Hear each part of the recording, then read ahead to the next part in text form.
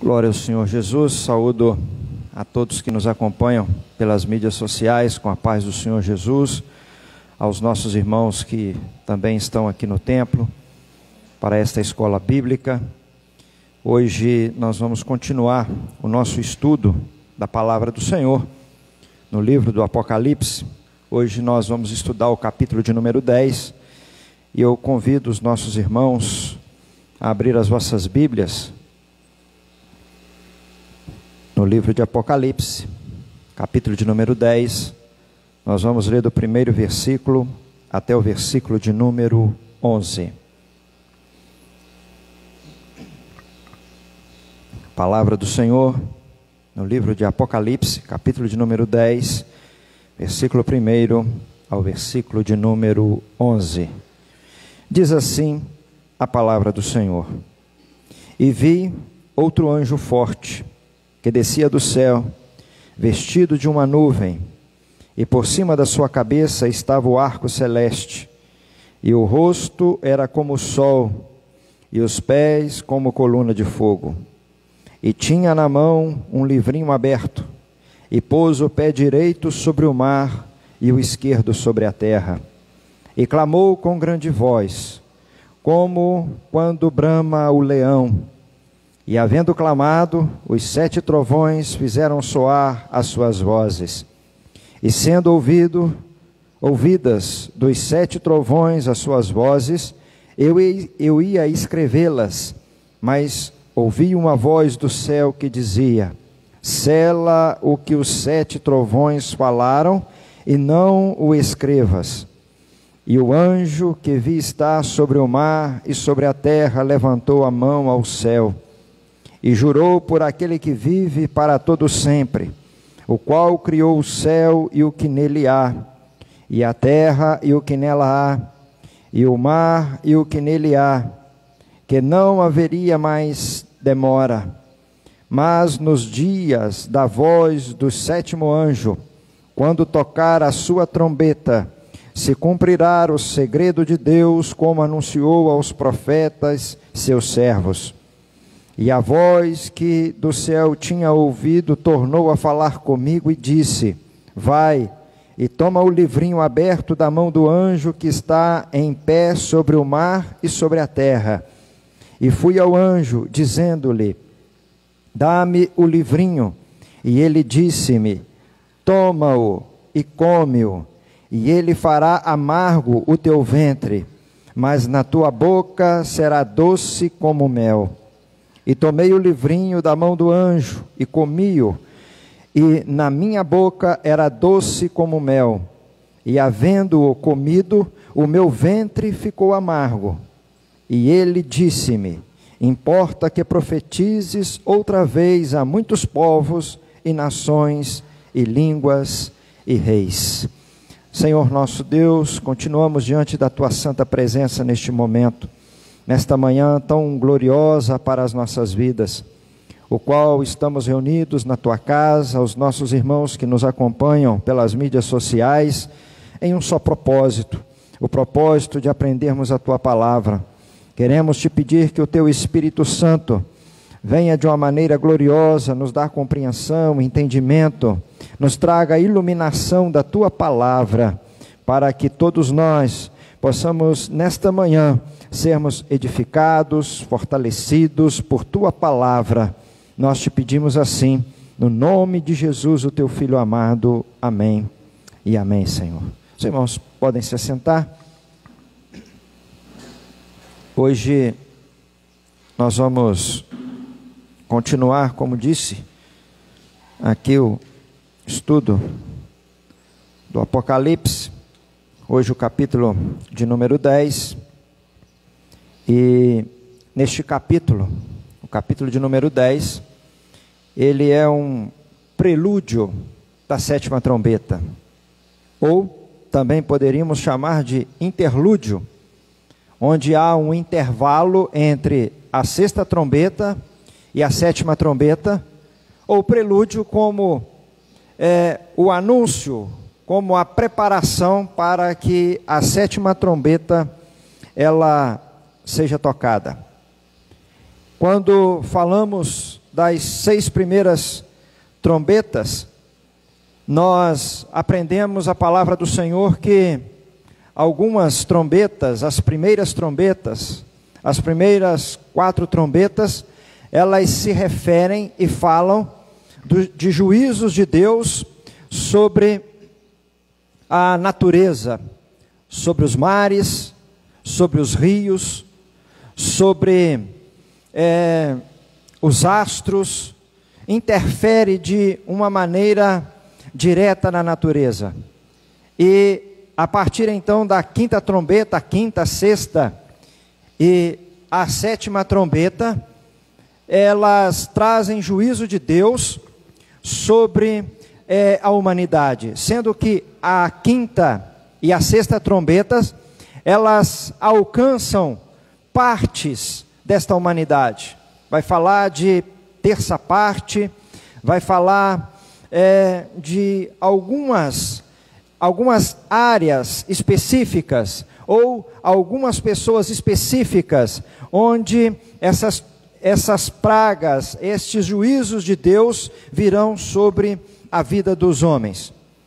E como na última trombeta, que foi a 6ª trombeta que nós estudamos no domingo passado, fala de um número incontável de cavaleiros, que sai trazendo destruição sobre a terra, que sai trazendo juízo de Deus sobre a terra, matando a terça parte dos homens, a terça parte dos habitantes da terra.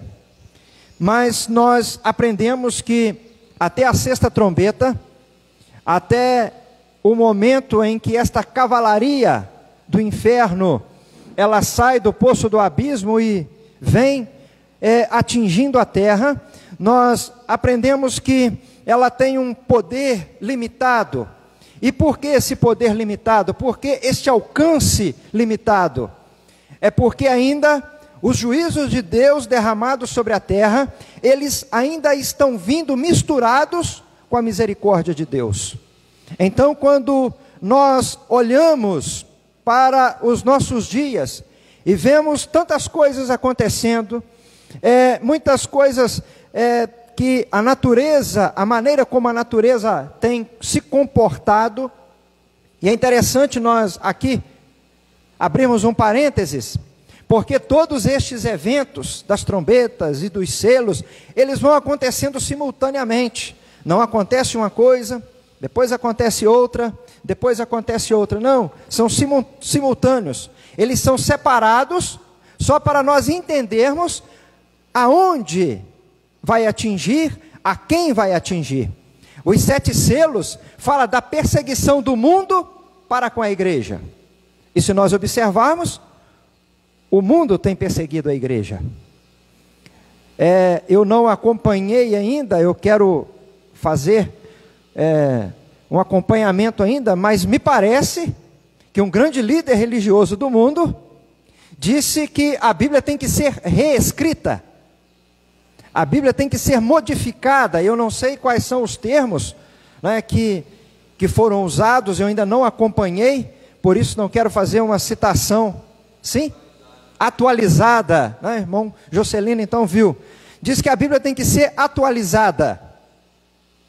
A Bíblia não precisa ser atualizada, a Bíblia é mais atual do que o jornal de daqui a 100 anos, a Bíblia não precisa ser atualizada. Mas voltando, então nós vamos ver que na abertura dos selos foi revelada a perseguição do mundo para com a igreja.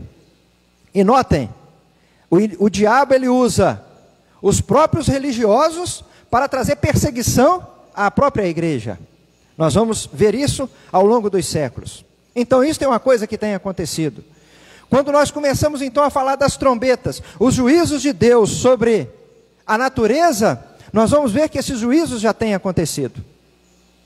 E de que forma esses juízos têm acontecido? Nós vemos seca em um lugar,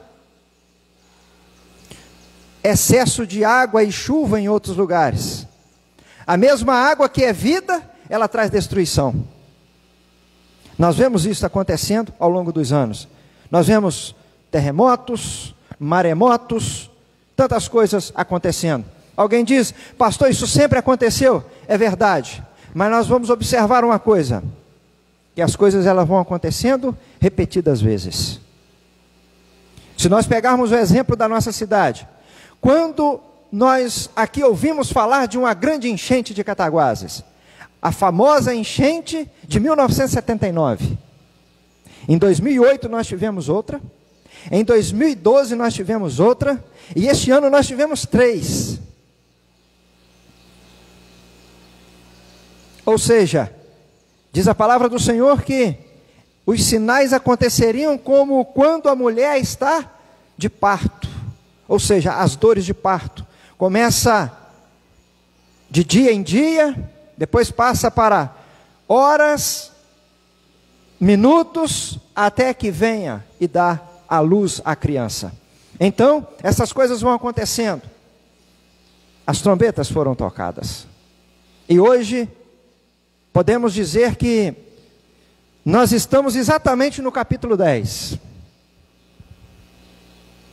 Hoje nós podemos dizer que há uma preparação para que a 7ª trombeta seja tocada.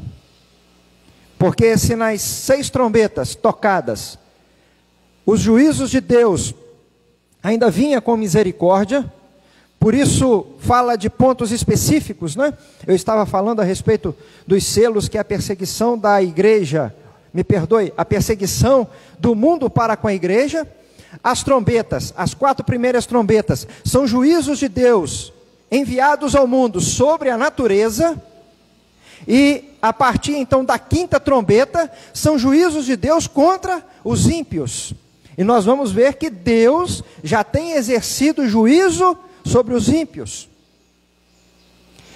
E há poucos dias eu disse que o maior juízo de Deus sobre os ímpios é Deus dar a eles exatamente o que eles querem.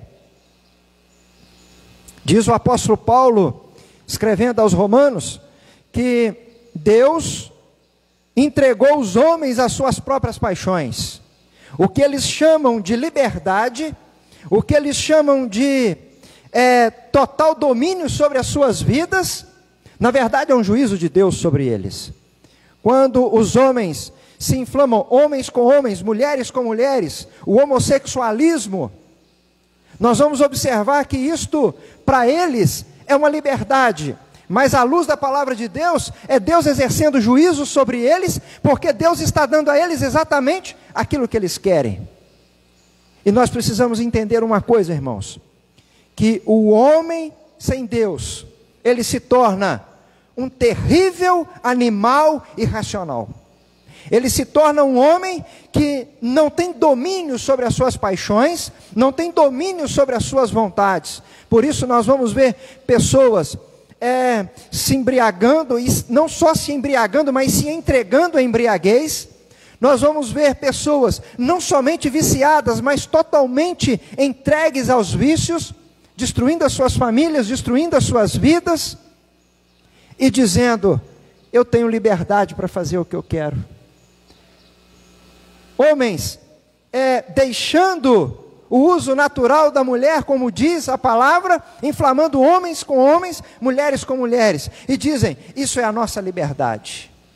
Mas na verdade, quando Deus os permite ter aquilo que eles desejam, é o exercício do juízo de Deus sobre eles, e a promiscuidade, e as doenças, e todas essas coisas que sobrevêm sobre a humanidade. Na verdade, nós temos que olhar, não apenas como consequência dos erros dos homens, mas como juízo de Deus sobre a vida dos homens. Existem coisas que nós falamos, e até usamos a Bíblia, né? Não, porque a Bíblia diz, aquilo que o homem planta, certamente ele vai colher, certamente ele ceifará. Isto é uma verdade. Mas não podemos também nos esquecer que se o homem planta e ele colhe exatamente aquilo que ele planta, é porque Deus está exercendo o seu domínio, o seu juízo sobre as suas vidas. Portanto, que nós como igreja do Senhor, como os servos do Senhor, estejamos atentos, porque hoje ainda nós vivemos este período, este momento em que a misericórdia de Deus, ela ainda está sendo derramada, ela ainda está ativa sobre a face da terra. Mas, quando a 7ª trombeta tocar, quando a 7ª trombeta soar, acabou-se a misericórdia de Deus. Aí será juízo de Deus sem misericórdia. Pergunta aos irmãos, de tudo que a igreja sofre, nesse caso a igreja não estará mais aqui, quando a 7ª trombeta tocar, aleluias, é para glorificarmos mesmo, porque a igreja do Senhor, ela já estará na glória com o Cordeiro.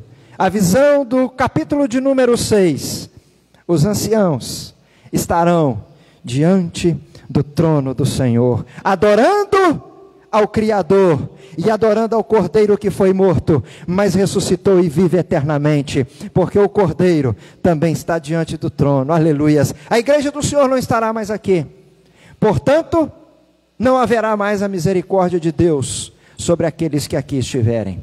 A ira de Deus será derramada na sua plenitude. O arco de Deus não estará mais diante do trono, como a visão do capítulo de número 4. Mas o arco de Deus, ele será removido, será retirado, ou seja, a aliança de Deus com os homens já não estará mais ativa. Não porque Deus quebrou a aliança, mas porque nós, homens, quebramos a aliança com Deus. Deus não foi infiel à sua aliança, mas o homem foi infiel à aliança que Deus fez com ele.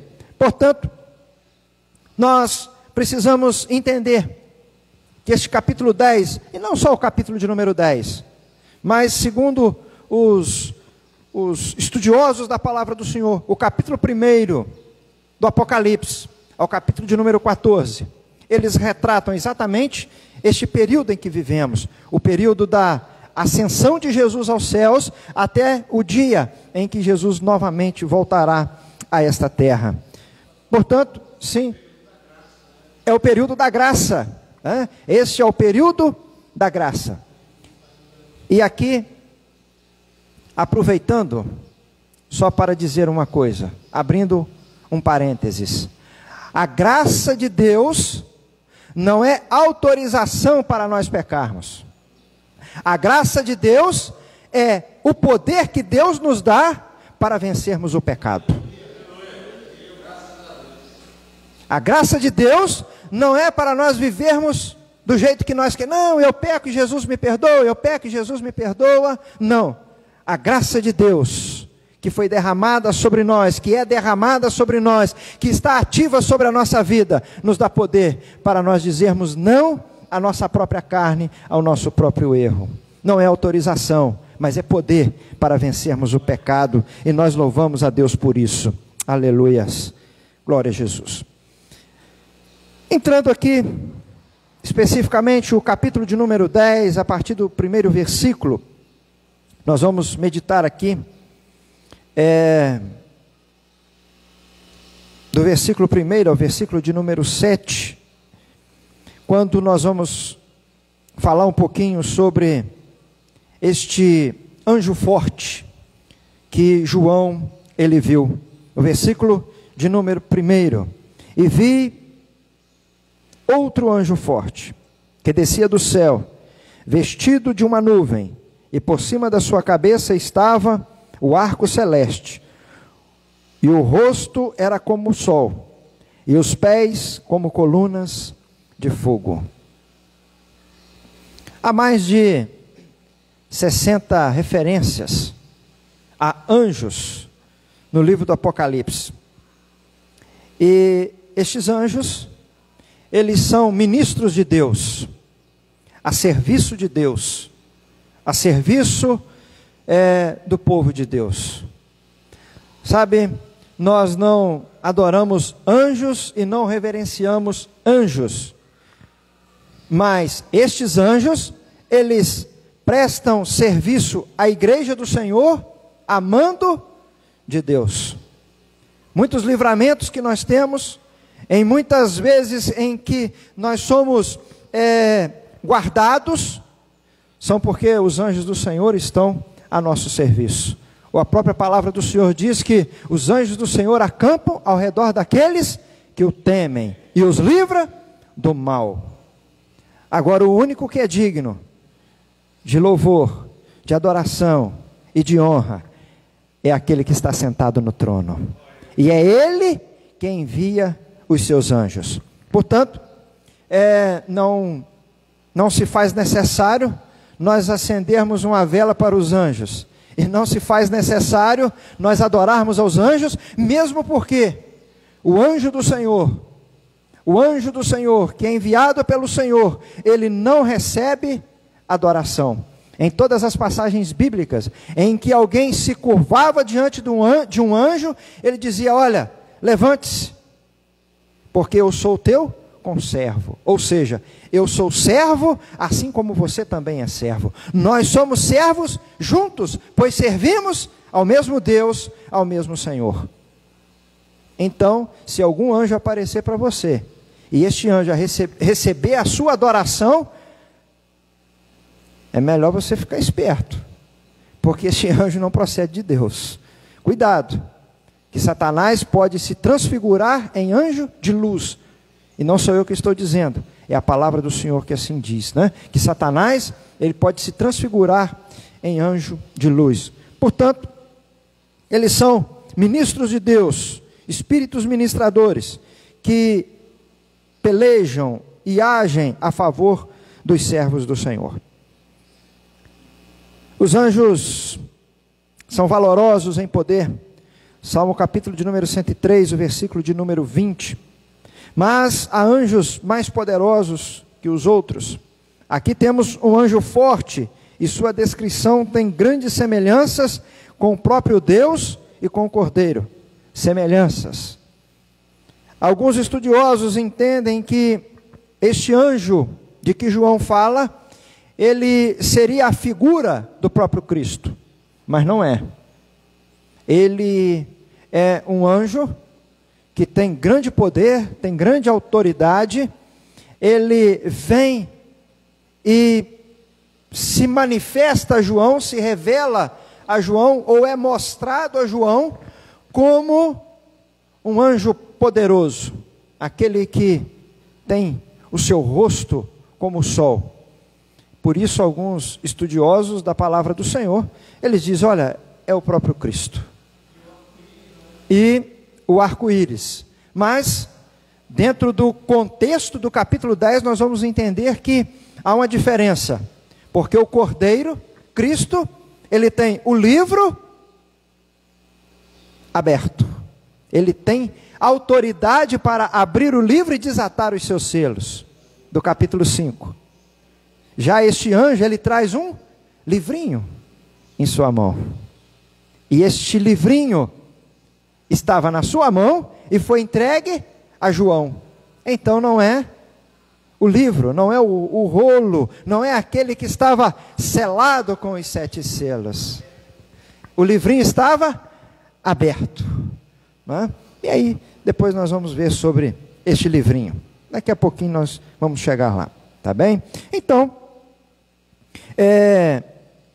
nós precisamos entender que no Apocalipse, nós sempre veremos o Senhor assentado no trono, nós sempre veremos Cristo diante do trono, nós sempre veremos os 24 tronos ao redor do trono, aonde estão assentados os 24 anciãos, que é a representação da igreja do Antigo Testamento como a igreja do Novo Testamento.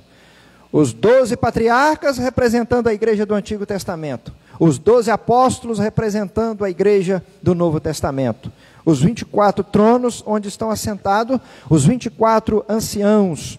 E eles representam então a igreja do Senhor em toda a história. Desde o tempo da antiguidade até os dias de hoje. Então, nós observaremos que o anjo, este anjo que é vindo, que é o emissário do Senhor, que vem à terra, ele é um anjo. E este anjo, ele tem uma uma função muito específica.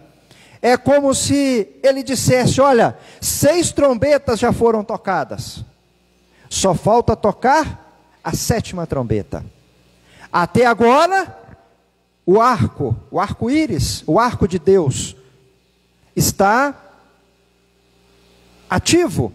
O que é o arco-íris? O arco-íris é o símbolo da aliança de Deus com os homens. Quando lá após o dilúvio, Deus mostrou o arco a Noé.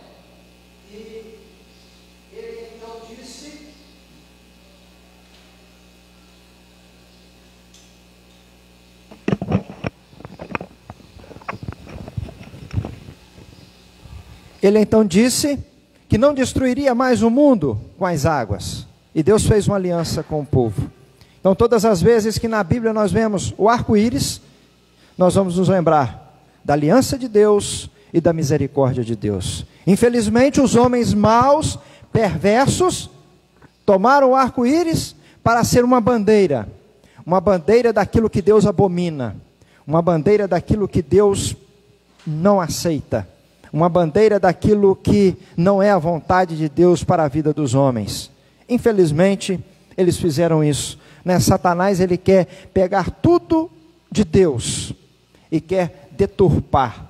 E infelizmente, muitos homens aceitam essa deturpação, aceitam isso de uma maneira muito fácil e começam a aplicar as suas vidas e andar por caminhos tortuosos, como achando que por estar usando um símbolo sagrado, está diminuindo o Senhor. Na verdade, estão sim ofendendo a santidade de Deus. Mas precisam eles entender uma coisa: Deus, ele não se deixa escarnecer, e o juízo dele será também sobre a vida destes homens.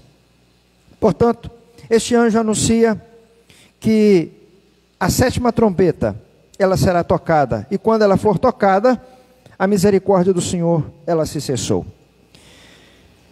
Este anjo, ele desce do céu envolto em uma nuvem. Deus é geralmente identificado com nuvens. Deus conduziu Israel no deserto por uma nuvem luminosa. Deus, quando cobriu o monte Sinai, quando Moisés estava lá no monte, ele cobriu o monte com nuvens escuras. Deus também apareceu a Moisés numa nuvem de glória. Jesus, quando vier, ou melhor, quando Jesus foi recebido nos céus, envolto em nuvens. Quando ele voltar, também virá em nuvens. Né? Tem até, parece um louvor, né? Na nuvem que Jesus subiu, não tem, na mesma ele voltará, não é isso? Sabe, uma canção, né, um louvor que remete-se àquilo que a palavra do Senhor, ela diz. Portanto, este anjo da parte de Deus, que vem dos céus e que manifesta poder, manifesta honra e mostra que ele vem do céu, ele vem do Senhor e ele vem com toda a autoridade. E esta nuvem também ela traz um símbolo, de santidade, né? Uma nuvem branca, clara, ela traz esta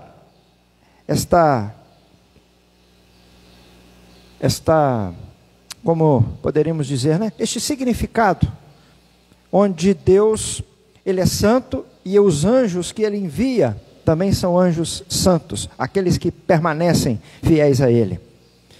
Diz também o versículo 1 que este anjo, ele tem um arco-íris por cima da sua cabeça. Como já falamos, o arco é o símbolo da aliança de Deus com os homens, a misericórdia de Deus para com os homens. É um anjo que tem o rosto como de sol. É a mesma descrição a respeito da visão que João teve, né? Aquele que falava com ele tinha o seu rosto como o sol, que brilha ao meio-dia, ou seja, no pico do dia, quando o sol está na sua luz máxima, refletindo a sua luz máxima sobre algum ponto da terra, era desta maneira que João viu o rosto de Cristo, né? E é o mesmo rosto que Pedro, Tiago e João viram, lá no Monte da Transfiguração, né? Eles olharam e não conseguiam, de alguma maneira, fixar os olhos, porque o rosto do Senhor brilhava. Fazendo uma menção a respeito disto, que este anjo com o rosto brilhando como o sol, é claro que a Bíblia não fala que o rosto de Moisés brilhava como o sol, mas diz a palavra do Senhor que quando Moisés desceu lá do monte, após ter falado com o Senhor lá no monte, quando ele desce, diz a palavra do Senhor que os homens não conseguiam olhar para Moisés, porque o seu rosto brilhava, ou seja, a comunhão entre Moisés e Deus foi tão grande, que o Espírito de Deus tomou Moisés de uma forma tão gloriosa, que os homens nem conseguiam olhar para ele. Falaram, glória a Deus, né? Era a manifestação da glória de Deus na vida de Moisés, no rosto de Moisés. Este anjo tem pernas como colunas de fogo. É uma descrição também que se refere a Cristo, lá no capítulo 1, né? O versículo de número 15, vamos dar uma olhadinha lá, capítulo 1, versículo de número 15, e os seus pés semelhante a latão reluzentes, como se tivesse sido refinado numa fornalha, e a sua voz como de muitas águas.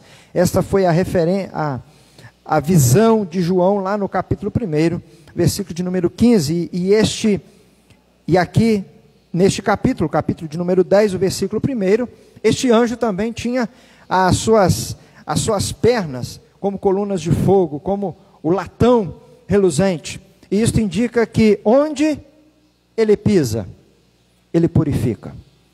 E aqui, o Senhor, através desta visão e desta manifestação de João, o Senhor também está dizendo algo para a igreja. O Senhor também está dizendo algo para o mundo. O Senhor está dizendo que Ele tem domínio sobre todas as coisas, sobre toda a criação. Se nas primeiras trombetas, ora alcançou o mar, ora alcançou os rios, ora alcançou a terra, ora alcançou os astros, agora o Senhor está dizendo, olha, eu piso no mar e piso na terra. Tudo que há na terra, tudo que há no mar, fui eu quem criei. Todo o universo, fui eu quem criei. Agora eu tenho domínio sobre todas estas coisas. Não é agora, eu sempre tive, tenho e continuo tendo domínio sobre todas as coisas. Aleluias. O versículo de número 2, então agora diz que, e tinha na mão um livrinho aberto, e pôs o pé direito sobre o mar e o esquerdo sobre a terra. Vamos ver aqui o livrinho. Esta palavra, eu não consegui ver qual é a palavra grega, né? Mas do livrinho e do livro, né? Do capítulo 5, versículo 1 e do capítulo 10, versículo 2, é uma palavra diferente, não é a mesma palavra. O livrinho está aberto e o sentido deste livro está aberto é o seguinte: o conteúdo do livro, ele é conhecido. O conteúdo do livro, ele é revelado. No capítulo 5, versículo 1, né? O desespero de João. Quem poderá abrir o livro? Né? O livro que estava na mão de Deus e que o Cordeiro o tomou. Porque somente ele era e é digno de abrir o livro e desatar os seus 7 selos. Aqui este livro, ou este livrinho, para a maioria dos comentaristas e estudiosos da palavra do Senhor, este livrinho é a palavra de Deus, que nos é revelada. Ela, aos nossos lábios, ao nosso paladar, ela é doce como mel, mas ao chegar no nosso estômago, às vezes amarga como fel. E por que isto? Todos nós gostamos de ouvir, queremos ouvir e nos maravilhamos em ouvir que Jesus é o nosso Senhor, é o nosso Salvador. Ele deu a sua vida por nós, Ele veio para nos livrar da condenação do pecado, Ele veio para nos livrar da morte eterna. Todos nós nos alegramos quando ouvimos isto, ou seja, ao nosso paladar é doce como mel, mas quando nós começamos a comer esta palavra, a nos alimentarmos desta palavra, ela produz em nós um efeito que muitas das vezes nós não gostamos. É uma palavra que fala do céu, é uma palavra que fala da libertação do pecado, é uma palavra que fala do amor de Deus, mas ao mesmo tempo é uma palavra que diz que eu tenho que mudar, que eu tenho que ser diferente, que eu não posso agir segundo a minha própria vontade, eu não posso agir segundo os meus princípios. Eu tenho um princípio que eu tenho que observar, que é a palavra de Deus, e isso traz mudança, isso promove mudança no nosso coração. Por isso muitas pessoas pegam esta palavra e jogam para trás de si. Por que jogam para trás de si? Porque acham que é uma palavra muito pesada, é uma palavra muito dura, é muito difícil observar esta palavra. Por isso João disse, olha, quando eu as comi, na minha boca era doce, parecia um mel, mas quando caiu no meu estômago, amargou como fel. É uma palavra que fala do céu, mas é uma palavra que fala do inferno. É uma palavra que diz que o homem tem oportunidade de vida eterna com Deus, mas é a mesma palavra que diz que existe também uma condenação eterna para aqueles que não têm o Senhor. É uma palavra que diz que tem o céu, mas para eu entrar no céu, eu tenho que ser santo, eu tenho que fazer a vontade do Senhor, eu tenho que obedecer a palavra do Senhor. E aí, eu olho para um lado, olho para o outro e falo, puxa, o céu eu quero, mas para eu chegar lá eu tenho que mudar, eu tenho que ser diferente. Isso mexe, e quando mexe, é como se amargasse, é como fosse algo, como a gente costuma dizer, indigeste. Algo que não caiu bem, mas aquele que come esta palavra, ela é doce como mel na boca, ao paladar, ela pode até amargar como fel no estômago, mas é uma palavra de vida, aleluias, é uma palavra que conduz o homem a uma vida digna neste mundo, conduz o homem a uma vida irrepreensível neste mundo, diante de Deus e diante dos homens, mas também é uma palavra que conduz o homem para a vida eterna, para a eternidade com Deus. É uma palavra que conduz o homem a viver uma vida não eternamente separado de Deus, mas eternamente em plena comunhão com Deus. Esta é uma palavra de vida, aleluias. E aqui também nós aprendemos uma coisa, o que muitos de nós precisamos entender, é este versículo de número 2, esses versículos que falam aqui a respeito deste livrinho. Nós vamos observar que mais à frente, lá já no finalzinho do capítulo, quando João diz que come esse livro, e depois que ele come o livro, aí o anjo diz, agora profetiza as nações. Nós aprendemos aqui uma coisa, primeiro nós temos que comer esse livro, primeiro nós temos que comer esta palavra, primeiro nós temos que aprender esta palavra, primeiro nós temos que viver esta palavra, para depois nós pregarmos esta palavra, para depois nós profetizarmos a respeito desta palavra.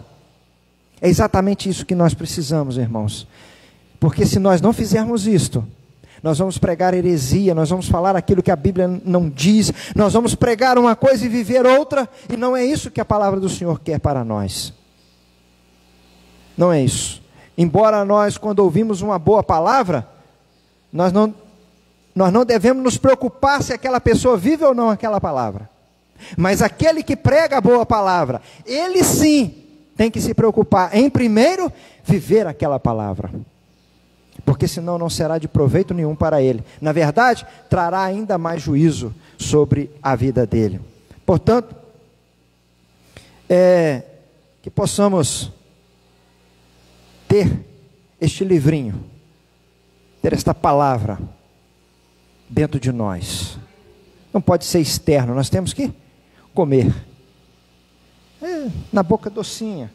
Quando chega lá no estômago, lá no nosso interior, às vezes o resultado de comermos esta palavra, às vezes promove incômodo, né? Às vezes nós, puxa, eu vou ter que mudar isso. Quantas das vezes nós ouvimos uma palavra, nós ouvimos uma mensagem, e nós depois chegamos em casa e falamos, meu Deus, mas vou ter que mudar, vou ter que ser diferente.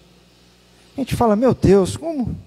É isso que essa palavra promove em nós. Ela promove em nós mudanças. E feliz é o homem que recebe esta palavra e muda por causa desta palavra. Feliz é o homem. Falamos a respeito do anjo, o pé direito sobre o mar e o esquerdo sobre a terra. Deus é o dono de toda a criação, de todas as coisas. Versículo de número 3 diz que este anjo tem voz como de trovão. Me perdoe, tem voz como de leão. A voz como de leão, ela revela que o juízo está perto. Quando os animais lá do campo, os animais selvagens, eles ouvem o rugido do leão, aqueles animais que são as presas, né, dos leões, eles se desesperam, eles fogem, porque sabem que o fim deles está próximo. A voz deste anjo é como voz de leão. Anuncia-se que a plenitude do juízo de Deus está próximo. Se os juízos de Deus, exercidos com a misericórdia de Deus, já são terríveis sobre aqueles que veem o juízo, os irmãos imaginem, quando o juízo de Deus na sua plenitude vier sem a misericórdia de Deus, será terrível. E a voz de Deus, a voz deste anjo, é como o rugido de um leão. Manifesta que a ira do Senhor, manifesta que o juízo de Deus, que a plenitude do juízo de Deus se aproxima. E este anjo, ao falar, quando este anjo fala, diz João que ele ouve 7 trovões.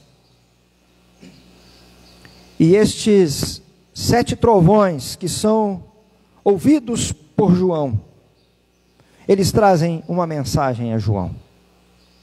Mas nos é informado pela palavra do Senhor que uma voz veio e disse: João, não escrevas a voz dos 7 trovões. Pastor Hernandes disse que um pastor norte-americano, ele fez um livro escrevendo sobre a mensagem dos 7 trovões. É interessante que se a João não foi revelado, como foi revelado a este pastor? Sabe, irmãos, nós precisamos aprender uma coisa. Eu sempre digo, Aonde a Bíblia se cala, nós somos obrigados a nos calarmos. Onde a Bíblia fala, nós podemos falar. Sobre os 7 trovões, nós não temos muito o que falar. Falarmos o quê?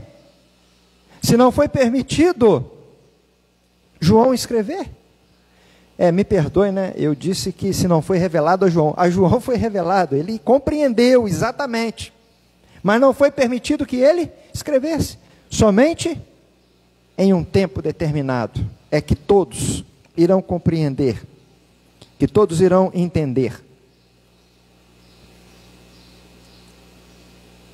Este mesmo pastor também escreveu o que Paulo, escrevendo aos Coríntios, né, disse que foi revelado a ele coisas no céu, quando ele foi arrebatado aos céus, coisas que ao homem não é lícito falar.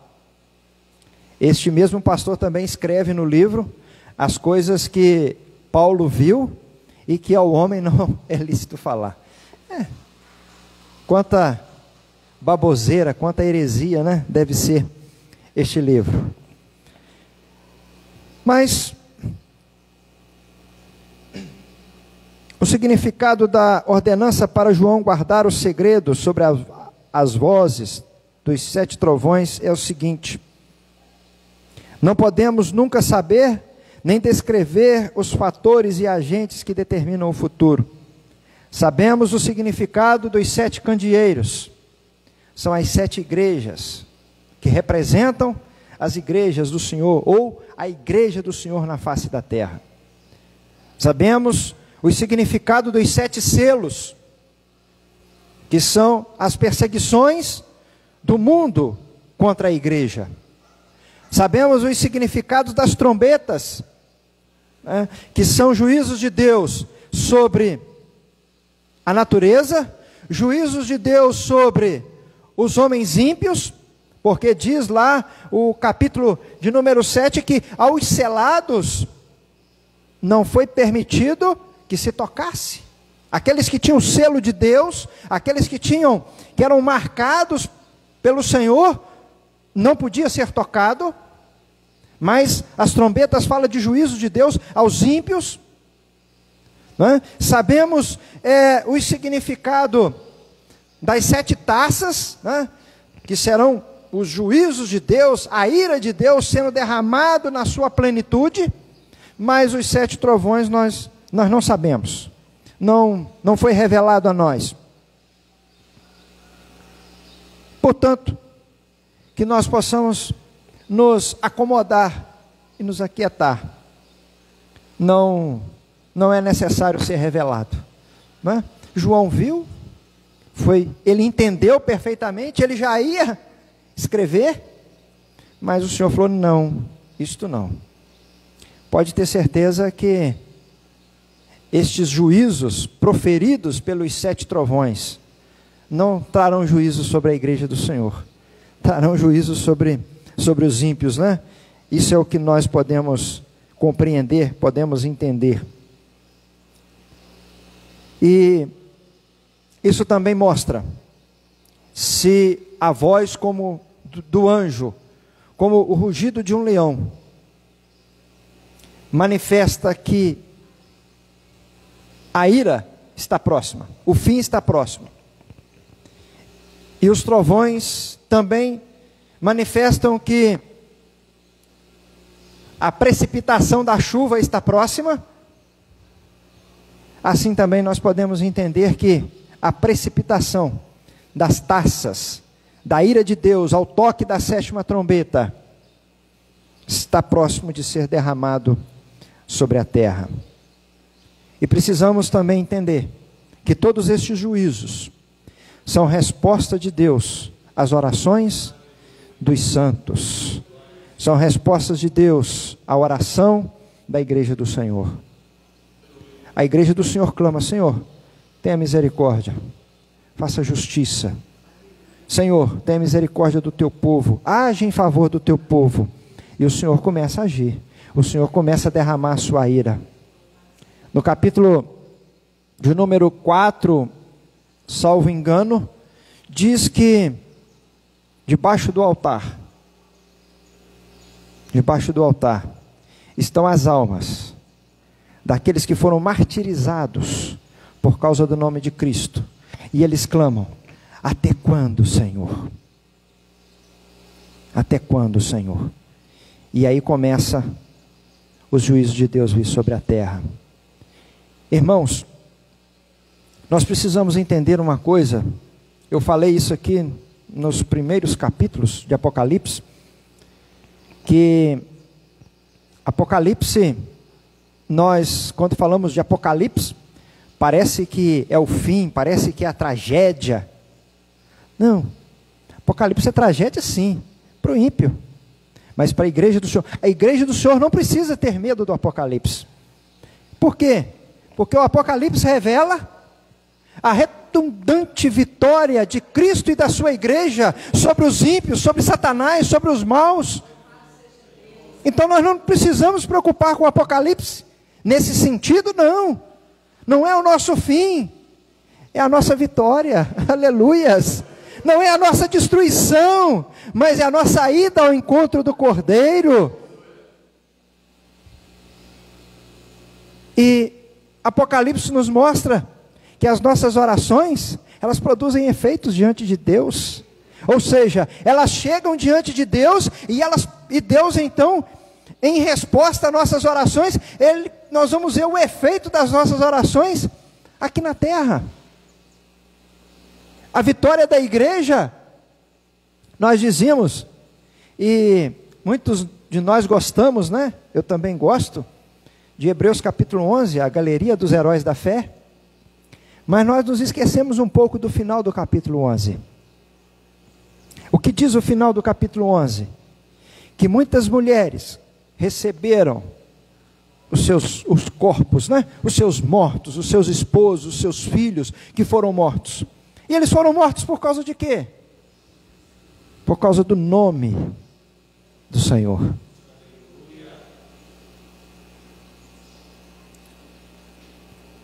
Os apóstolos, eles morreram. Por causa de quê? Por causa do nome do Senhor. Paulo, preso em Roma, decapitado. Há uma outra linha, né, que diz que Paulo não foi decapitado. Há outra linha que diz que Paulo foi amarrado em um carro puxado por animais e foi arrastado pela cidade de Roma, enquanto ele tinha ainda o restinho de fôlego de vida. Isso são tradições, é história, né? A Bíblia não fala isso. João Batista, olha irmãos, olha que privilégio, né? Jesus diz assim: não há outro profeta maior do que João Batista. A cabeça de João Batista onde foi parar? Numa bandeja. E muita gente querendo ser profeta.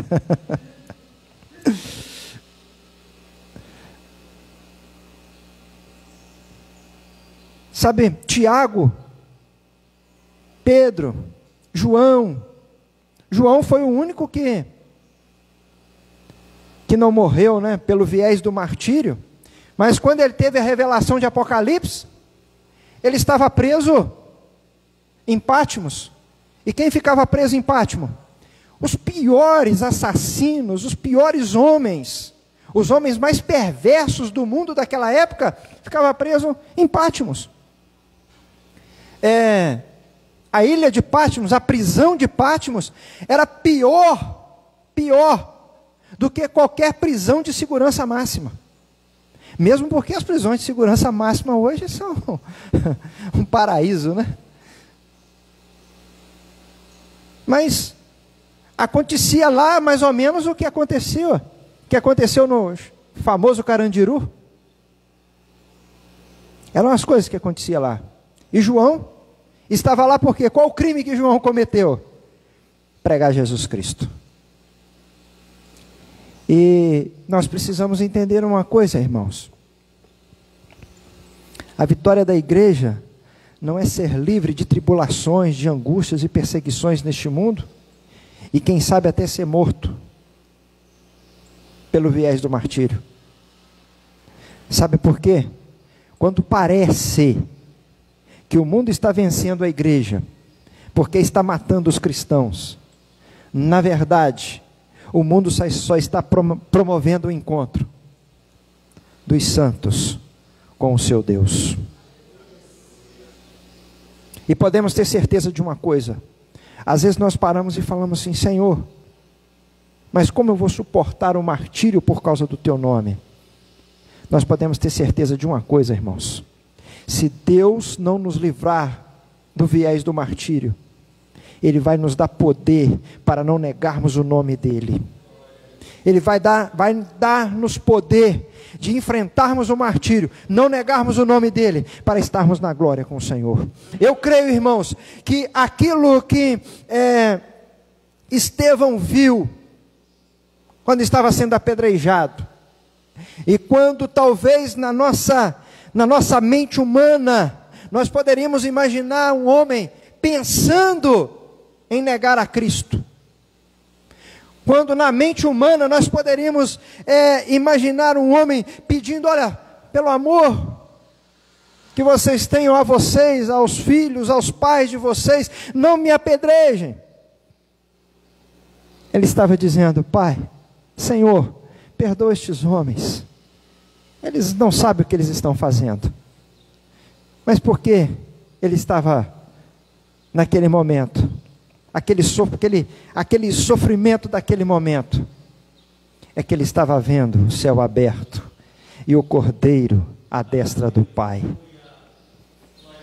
Na carne, o sofrimento, mas aos seus olhos, na sua alma, o anseio de se ver livre logo daquele corpo, para ir ao encontro do Senhor. Pode ter certeza que o Senhor, Ele fará isso também por nós, fará isso conosco, se pelo viés do martírio tivermos que passar. O versículo de número 5 ao versículo de número 7, a declaração do anjo. E o anjo que vi estar sobre o mar e sobre a terra, levantou a mão ao céu, e jurou por aquele que vive para todo sempre, o qual criou o céu e o que nele há, a terra e o que nela há, o mar e o que nele há, que não haveria mais demora, mas nos dias da voz do sétimo anjo, quando tocar a trombeta, se cumprirá o segredo de Deus, a voz dos trovões, como anunciou aos profetas e aos servos. Amados, este anjo, ele faz uma declaração, e essa declaração a muitos pode trazer um espanto. A maneira como ele diz, ele faz um juramento, ou seja, algo que não pode se voltar atrás. Ele diz: olha, o dia está próximo, o fim está próximo, o juízo está próximo, não haverá mais demora. E aqui fica para nós, igreja, e também para os ímpios. Os ímpios dizem: onde está a promessa da sua vinda? Os ímpios dizem: olha, desde menino eu ouço falar e até hoje nada. E às vezes nós como igreja falamos: Senhor, até quando? Nós não estamos no Salmo 40, esperei com paciência, mas nós estamos no Salmo 70, né? Apressa-te, Senhor. Apressa-te, Senhor. Apressa-te, Senhor. E aqui este anjo, ao mesmo tempo que traz espanto, para a igreja traz consolo. Porque ele diz: olha, não haverá mais demora. Está próximo. Está próximo. O juramento é feito ao Deus Criador. É uma promessa feita ao Senhor. Ele levanta a sua mão ao céu e ele diz: Senhor, olha, não haverá mais demora. O juízo, o castigo está próximo. Vários julgamentos, vários juízos, já na visão de João, já tinham vindo sobre a terra, e nós podemos entender que esses juízos já têm sido derramados sobre a terra. E por que a demora do juízo final? Diz o apóstolo Pedro que o Senhor, Ele não retarda as suas promessas. O Senhor não retarda, mas Ele dá tempo. É o interlúdio.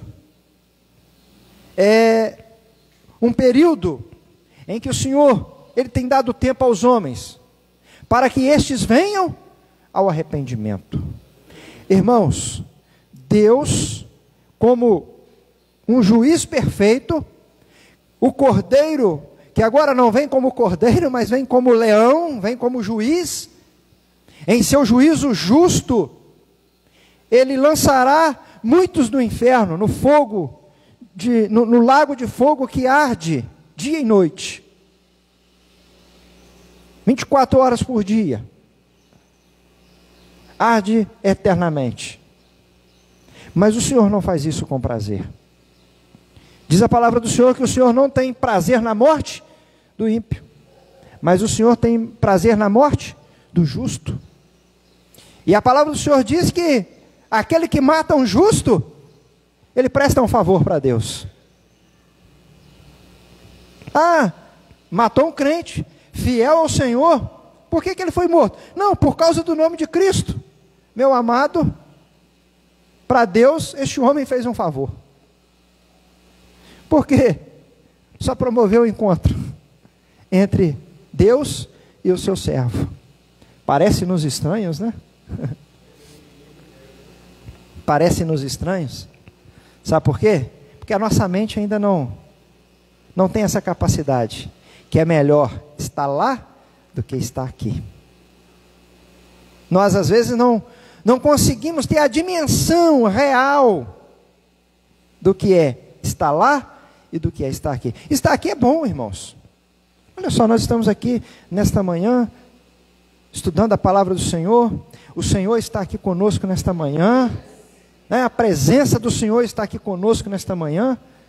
É alegre poder ver os irmãos, é uma alegria poder estar reunidos, estar com as pessoas, né? Como diz o diácono Renato, né? Comer um churrasquinho, né? Isso é bom, isso é maravilhoso, isso, né? Não há nada melhor.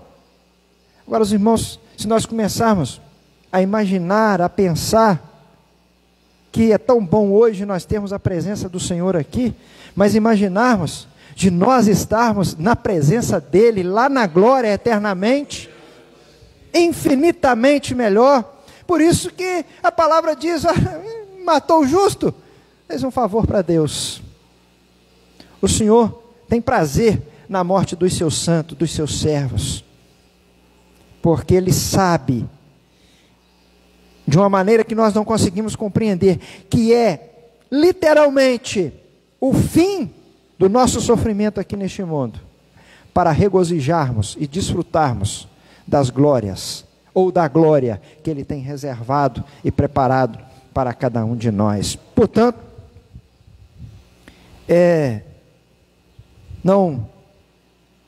não precisamos estar atônitos quanto a isto. Não precisamos. E precisamos entender que este tempo em que nós achamos que está demorando, na verdade não é demora. Na verdade está tudo no tempo do Senhor. Está tudo no tempo do Senhor. E o desejo dele é que muitos cheguem ao arrependimento, possam alcançar o arrependimento. Que o homem possa, ao invés de perguntar aonde está a promessa da sua vinda, é que ele possa se sensibilizar, entender que é Deus dando a ele uma oportunidade. Ao invés dele endurecer o seu coração, ele deve quebrantar o seu coração para desfrutar desta comunhão eterna com o Senhor. Começa aqui neste mundo e permanecerá para todo sempre na glória. A sétima trombeta, o versículo de número 7, fala: mas nos dias da voz do sétimo anjo, quando tocar a sétima trombeta.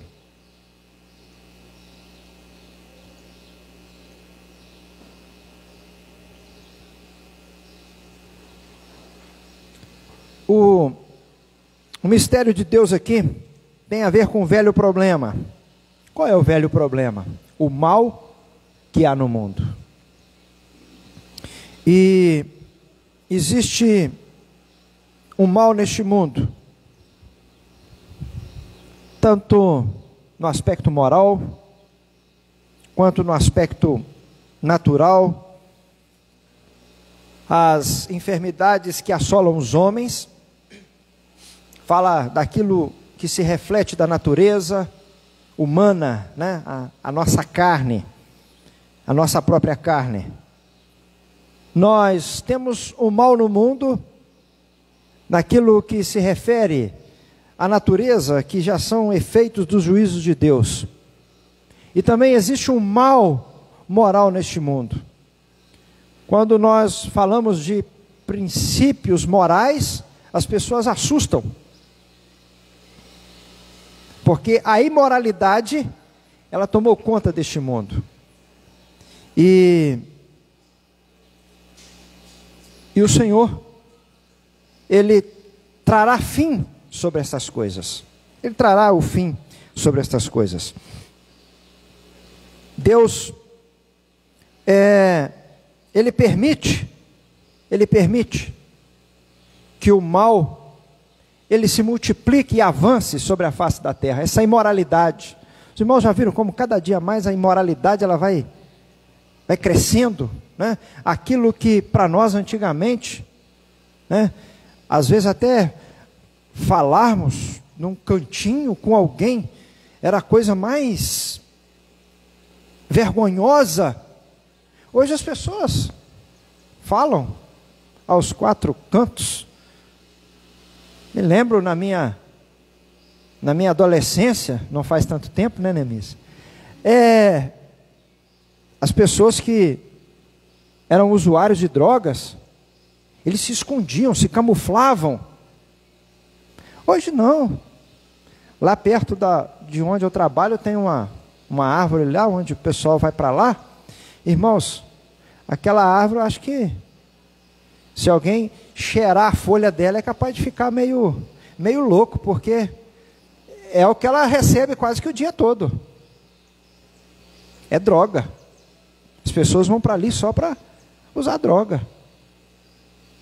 Assim, de dia com sol quente, que todos vejam, ninguém está nem aí. Não tem um bequinho, esse ano não está tendo tanto porque não tem aula. Né? Mas aquela moçada que estuda ali no colégio normal, aquela rapaziada, meu Deus do céu, menino com menina, menino com menino, menina com menina, de dia assim, com sol quente, estão nem aí. E por que essas coisas vão acontecendo? Deus está permitindo.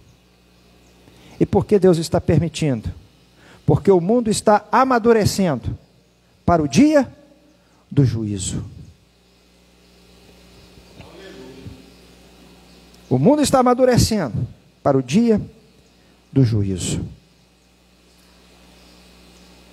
Não é um adiamento. Está tudo no plano de Deus. Está tudo no propósito de Deus. Está tudo no propósito do Senhor. O versículo de número 7, ele nos fala a respeito de algo que é interessante nós observarmos. Mas, nos dias da voz do sétimo anjo, quando tocar a sétima trombeta. A sétima trombeta não será tocada por um instante, mas será um período de tempo. É nos dias.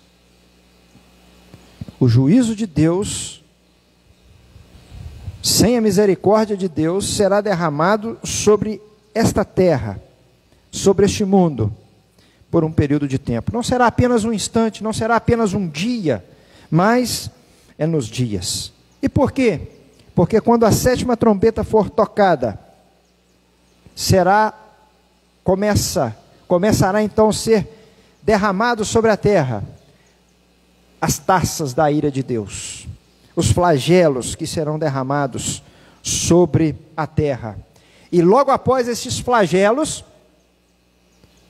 a humanidade será dirigida para o juízo final, lá do capítulo de número 16.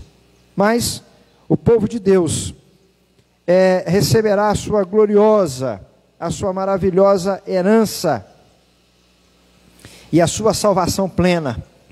Se por um lado nós temos a ira de Deus sendo derramada plenamente sobre os ímpios, por outro lado nós temos a igreja do Senhor, o povo de Deus também desfrutando de forma plena daquilo que são as maravilhas de Deus para a vida dos homens. Agora o versículo de número 8 ao versículo de número 11, para nós encerrarmos, que diz: e a voz que eu do céu tinha ouvido, tornou a falar comigo. Vai, toma o livrinho aberto, da mão do anjo que está em pé, sobre o mar e sobre a terra. E fui ao anjo dizendo-lhe: dá-me o livrinho. E ele disse-me: toma-o e come-o, e ele fará amargo ao teu ventre, mas na tua boca será doce como mel. E tomei o livrinho da mão do anjo e comi, e na minha boca era doce como mel, e havendo-o comido, no meu ventre ficou amargo. E disse-me: importa que profetizes outra vez a muitos povos, nações, línguas e reis. Aleluias. Irmãos, nós já de alguma maneira, já falamos um pouco sobre estes versículos, quando falamos a respeito da necessidade que o homem tem, não só de conhecer este livro. Há muitas pessoas que teologicamente conhecem a Bíblia mais do que nós. Se nós, por exemplo, pegarmos uma pessoa, um homem, uma mulher, um ateu, aquele que é verdadeiramente ateu, ele conhece mais a Bíblia do que a gente. E ele usa a Bíblia para querer provar pela Bíblia que Deus não existe. E se nós não conhecermos a Bíblia, nós vamos cair. E por que nós vamos cair? Porque eles irão criar, não irão encontrar, eles irão criar contradições, usando textos isolados, e nós vamos... A Bíblia interpretada sem contexto, como tem um trocadilho, o texto fora do contexto gera pretexto. O que é este pretexto? Heresia. Então, conhece. Então, a Bíblia não é só para nós conhecermos. Um pastor que eu conheço, ele fez uma excursão, foi lá para Israel, lá na Terra Santa, e lá, uma guia, uma judia, ela começou a descrever para eles aquilo que a Bíblia diz. Olha, aqui está o túmulo de Jesus, e foi falando a respeito. Olha aqui, Jesus passou por essas ruas aqui, a Via Dolorosa. Olha, Jesus passou. E a mulher, ela foi falando, aquela guia, né? E falando e tudo. Aí no final, alguém parece que perguntou para ela: a senhora é crente no Senhor Jesus? Ela disse: não, eu não creio em Jesus. Eu conheço a história. E esse pastor me disse, eu fiquei assim, meu Deus, ela conhece a história, está no lugar aonde a história aconteceu, aonde os fatos aconteceram, mas ela não crê naquele que foi enviado. O que isso adianta para esta mulher? Nada. Não trará salvação a ela. Hein?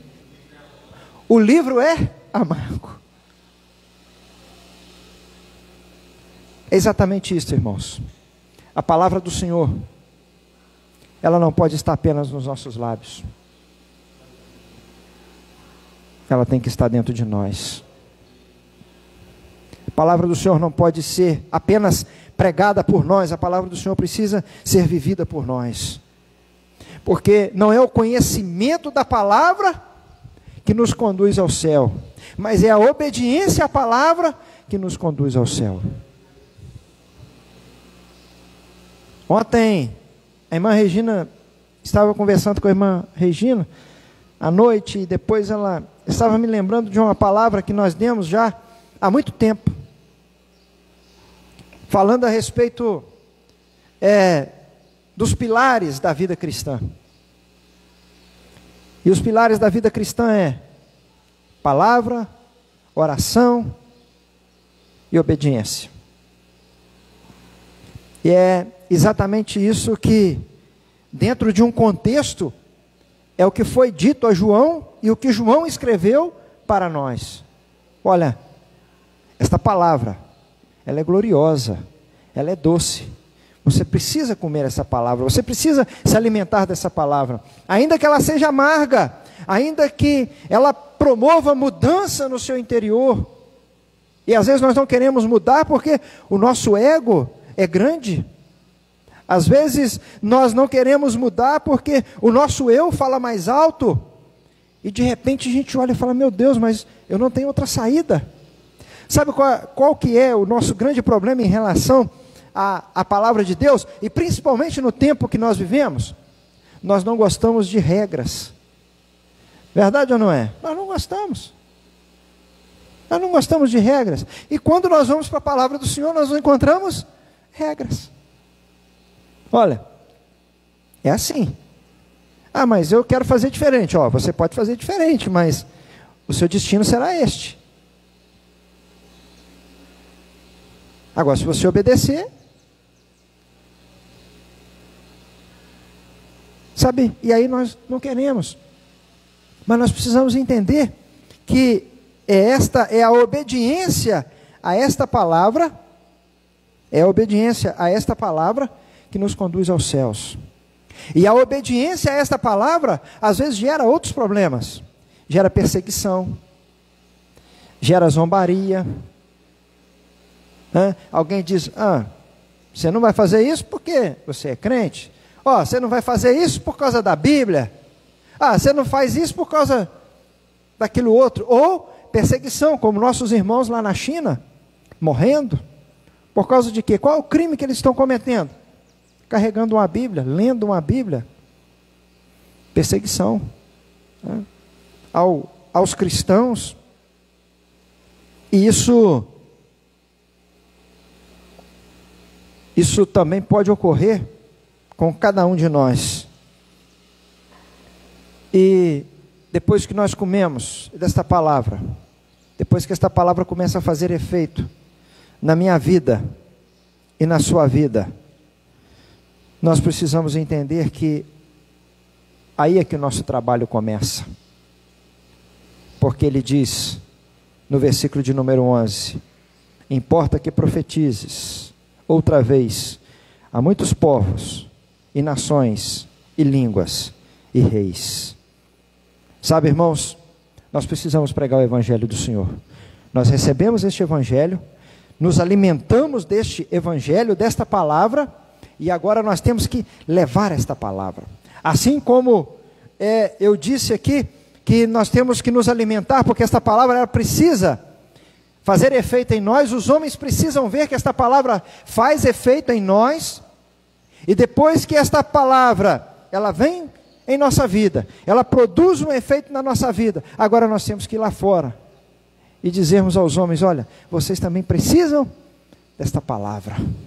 Ainda que nós vamos ser perseguidos, ainda que nós vamos sofrer, ainda que nós vamos ser criticados. Esses dias eu vi um comentário, alguém dizendo: olha, em países onde se persegue os cristãos, alguém chega para o seu colega e fala de Jesus para ele, ainda que lhe custe a sua própria vida, porque se aquele colega denunciar, ele vai ser morto.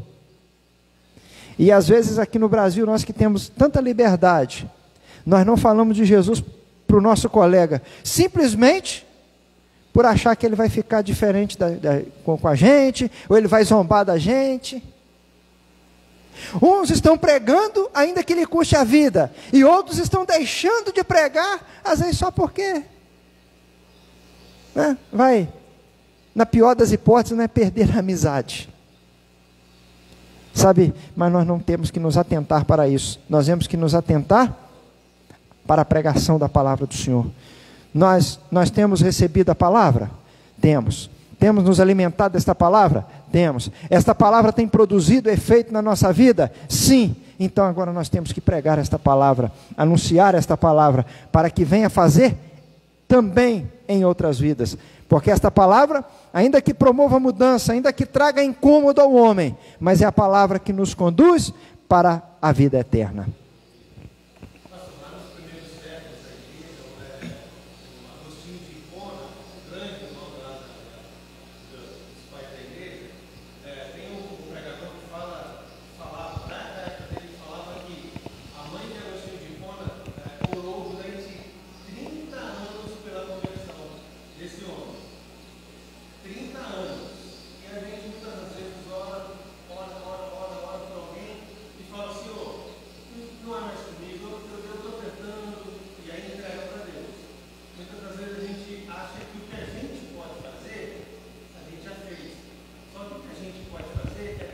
Continuar. Porque se ela para de orar por 30 anos, um dos pais da igreja, continuou o serviço dos apóstolos, não teria. Então, é a nossa oração e a nossa pregação. E quero dizer aos irmãos, para nós encerrarmos, que a pregação, esta missão, esta evangelização, ela é urgentíssima. E por que ela é urgentíssima? Porque o juízo se aproxima. Fale de Jesus para quem você ama, para que Ele esteja na glória contigo. Fale de Jesus para quem você quer, com quem você quer viver eternamente, porque o juízo se aproxima. E o juízo será sem misericórdia sobre os filhos da desobediência. Que a palavra do Senhor possa ficar gravada no nosso coração, que nós possamos nesta manhã nos sentirmos privilegiados por podermos ouvir tão gloriosa palavra, possamos nos sentir privilegiados por podermos nos alimentar desta palavra, e que possamos nos sentir privilegiados nesta missão que o nosso Senhor nos deu, que é de anunciarmos esta gloriosa palavra, anunciando a morte do Senhor, anunciando a ressurreição do Senhor, anunciando o juízo do Senhor, porque este dia ele se aproxima, ou estes dias, não será apenas um dia de juízo, mas estes dias, os dias do juízo se aproximam. Que nós, como igreja do Senhor, estejamos atentos com isso, louvando a Deus por estarmos livres destes dias, e também querendo alcançar vidas, para que também estejam livres destes dias. Deus nos abençoe. Vamos colocar de pé, vamos orar agradecendo o Senhor, pedindo ao Senhor que venha nos levar em paz aos nossos lares, agradecendo a Ele por esta oportunidade, e logo mais todo o povo de Deus reunido para cultuar ao Senhor, bendizer o santo nome do Senhor. Bendito Deus, eterno Pai, no nome do Teu Filho Jesus Cristo, nós queremos Te agradecer nesta manhã por este privilégio de estarmos aqui na Tua casa, aprendendo a Tua palavra. Muito obrigado, Senhor, por Tua misericórdia. Muito obrigado, Senhor, porque o Senhor tem dado tempo e nós Te louvamos porque dentro deste tempo que o Senhor tem dado, o Senhor nos chamou, o Senhor nos separou, o Senhor nos libertou da condenação eterna, porque através de Jesus Cristo, Teu Filho, o Senhor tem nos dado este privilégio, esta oportunidade. Nós, como Tua igreja, Te louvamos por isto. Te pedimos que o Senhor nos faça instrumentos em Tuas mãos, ó Pai, para alcançarmos almas para o Teu reino, para que almas, muitos outros, Senhor, entes queridos, amigos, pessoas do nosso convívio, pessoas próximas a nós, que cada um de nós, Senhor, possamos pregar então esta palavra libertadora, porque ela é a verdade, como diz a Tua própria palavra, e conhecereis a verdade vos libertará, e esta palavra, ela é a verdade, que nós conhecemos, e temos sido a cada dia, sendo libertos por esta palavra, e queremos, ó Pai, sermos instrumento em Tuas mãos, para que muitos outros também possam ser libertos pela pregação da Tua palavra, por ouvirem a Tua palavra, por viverem a Tua palavra. Assim, Senhor, nós Te pedimos nesta manhã, ó Deus, faça-nos instrumento em Tuas mãos, para angariarmos almas para o Teu reino. Também Te pedimos agora, leva-nos em paz aos nossos lares, debaixo da Tua proteção, continua nos dando um dia abençoado na Tua presença, e logo mais, ó Pai, todo o povo do Senhor, toda a igreja do Senhor reunida para cultuar ao Senhor, para bendizer o Teu nome, para glorificar o Teu santo nome, pois Tu és digno da nossa adoração e do nosso louvor. Em nome de Jesus nós oramos agradecidos. Amém e amém, Senhor. A graça de nosso Senhor e Salvador Jesus Cristo, o grande amor de Deus nosso Pai, a comunhão e as consolações do Espírito Santo, seja com todo o povo de Deus, hoje e sempre. Todos digam amém. Está terminado em nome do Senhor Jesus.